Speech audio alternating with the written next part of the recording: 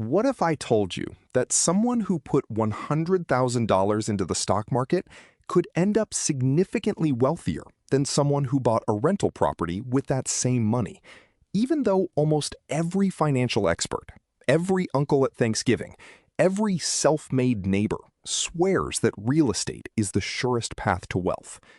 Here's the thing. Both of those people could be completely right. And that contradiction is exactly why millions of Americans are quietly making a mistake right now. Not because they chose the wrong investment, but because they chose without understanding what they were actually choosing. By the end of this video, you're going to know exactly what that mistake is, and more importantly, how to avoid it. Welcome back. Today, we're settling one of the biggest debates in personal finance: real estate versus the stock market. Which one actually builds more wealth? Now, this isn't just an academic question. Millions of Americans are actively choosing between these two right now. Some are saving up for a down payment on a rental property. Others are putting money into index funds every month.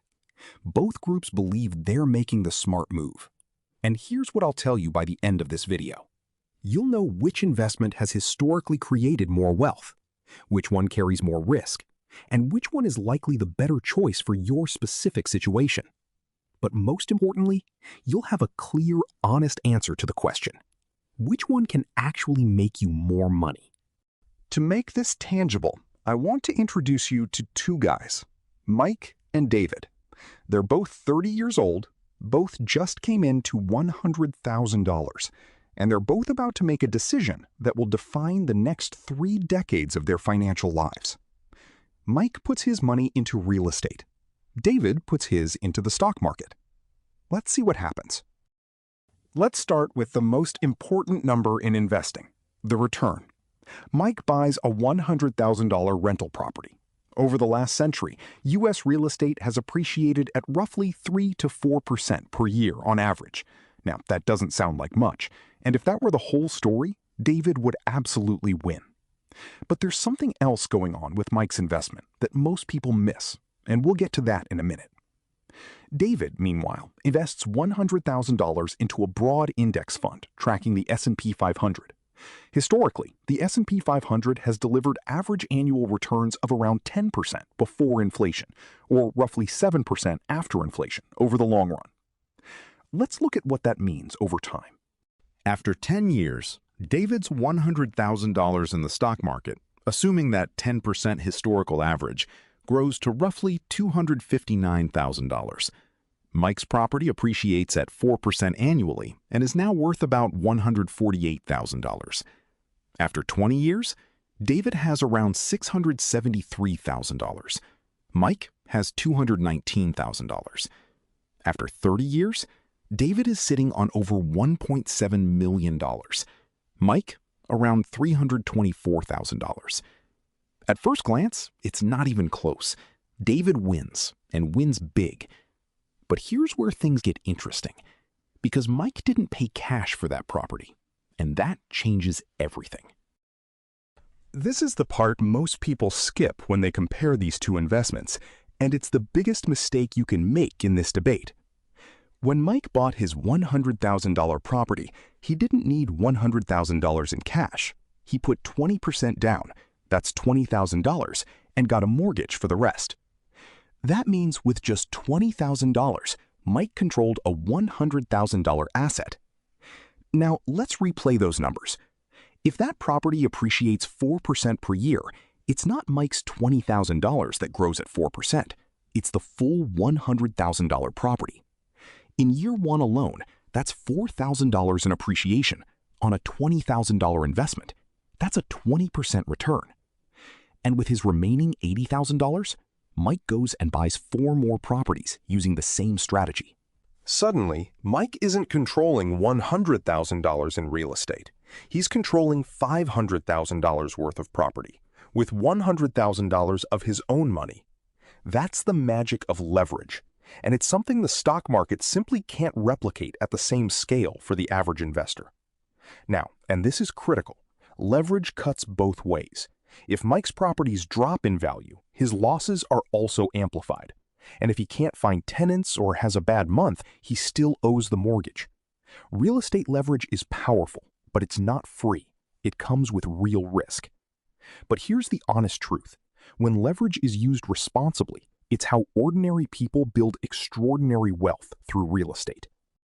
Let's talk about monthly income, because this is where real estate has another edge that stocks rarely get credit for.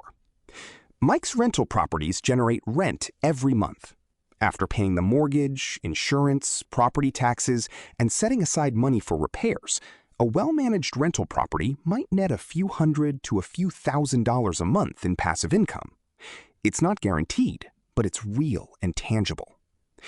David, on the other hand, earns dividends from his index fund. The average S&P 500 dividend yield hovers around 1.5 to 2% annually. On $100,000, that's maybe $1,500 to $2,000 per year, or about $125 to $167 a month. So in terms of immediate, spendable cash flow, real estate typically wins, especially when leverage is involved. But here's the catch. That cash flow doesn't come free. Mike has to manage his properties, and that leads us to a topic nobody talks about enough. David's investing strategy takes about 20 minutes a month. He logs in, checks his account balance, maybe adjusts his contributions. That's it. No tenants calling at midnight because the furnace broke, no evictions, no roof repairs, no property taxes to track. No dealing with a tenant who stopped paying rent and is now living in his property for free while the eviction process drags on for months. Mike's situation is different. Owning rental property is not passive income, not really. Even if he hires a property manager, he's still the CEO of a small business. He deals with vacancies, maintenance costs that show up at the worst times, legal questions, insurance claims, and a never-ending list of responsibilities. That's not a reason to avoid real estate, but it is a reason to be honest about what you're signing up for. Most people never consider this when they dream about being a landlord. Here's a scenario. Mike loses his job. He needs $30,000 fast. He calls his real estate agent. That agent lists the property. They find a buyer. Maybe.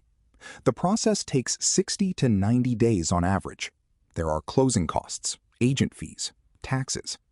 By the time it's done, Mike has waited 3 months and spent thousands just to access his own money. Now, David loses his job. He logs into his brokerage account. He sells shares.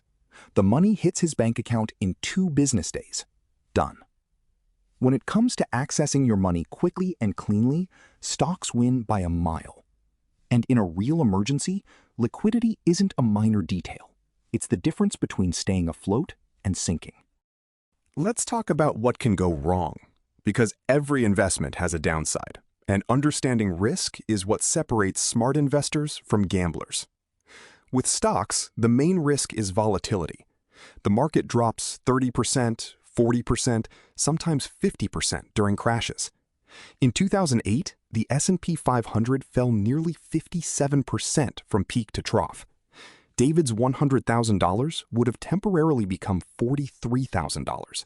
That's gut-wrenching. But, and this is key, if David held on, he fully recovered within a few years and went on to make more money than before the crash. With real estate, the risk is different. Housing crashed too in 2008. In some markets, prices fell 30 to 40%. Mike could have owed more on his mortgage than the property was worth. And unlike stocks, he couldn't just hold and wait. He still owed the bank every single month, whether tenants were paying or not. Real estate also carries risks stocks don't. A bad tenant who trashes the place, a vacancy that lasts 6 months, a major repair that costs more than a year of rent. The bottom line, both investments carry real risk. They're just different kinds of risk, and your tolerance for each should shape your decision. Here's where both investments get a significant boost, and where most people are leaving money on the table. Real estate comes with some of the most powerful tax advantages in the U.S. tax code. Mortgage interest is deductible, property taxes are deductible, and one of the most overlooked benefits, depreciation. The IRS lets you deduct the cost of the building over 27.5 years, even if the property is actually gaining value. That means Mike can earn rental income and legally show a loss on paper, reducing his tax bill significantly. Stocks aren't tax-free either, but they have their own advantages. If David holds his investments for more than a year, he pays the lower long-term capital gains rate, 0%, 15%, or 20%, depending on his income, instead of the higher ordinary income rate. And if he invests inside a Roth IRA or 401k, his gains can grow tax-free or tax-deferred for decades. Both sides have real, meaningful tax breaks. The question is which ones fit your financial situation. So, who won, Mike or David? Here's the honest answer. It depends. And that's not a cop-out. It's the truth that most finance content refuses to tell you. Historically, the stock market has delivered higher average returns than real estate on a pure appreciation basis. That's just the data. For the average person with limited time, limited capital, and a preference for simplicity, a diversified index fund portfolio is probably the most reliable path to building long-term wealth. But real estate, when used well, especially with leverage, can outperform the stock market dramatically. A skilled real estate investor who buys in the right markets, manages properties effectively, and uses debt responsibly can build wealth at a pace that would make David envious. And here's the most powerful insight of all. The wealthiest investors don't choose between stocks and real estate. They use both. They let their index funds grow steadily and passively in the background, and they use real estate to generate cash flow, leverage, and tax advantages that stocks simply can't match. Together, these two assets cover each other's weaknesses. So what's the right move for you? If you want simplicity, flexibility, and don't want to be a landlord, start with stocks. Open an index fund account, contribute consistently, and let compounding do its work. You don't need to be a genius. You just need to be patient. If you're willing to put in the work, you have some capital for a down payment, and you want cash flow and the power of leverage, real estate could be your path. Just go in with open eyes about the time, risk, and responsibility involved. And if you want to build real, lasting generational wealth, build both. Start with one, master it, and then add the other as your knowledge and capital grow. Here's the most important takeaway from everything we covered today.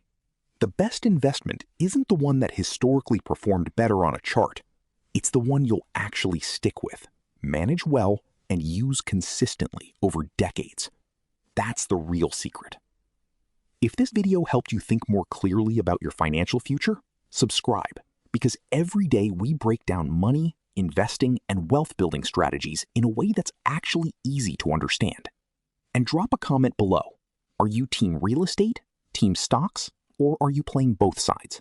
I read every one. See you again.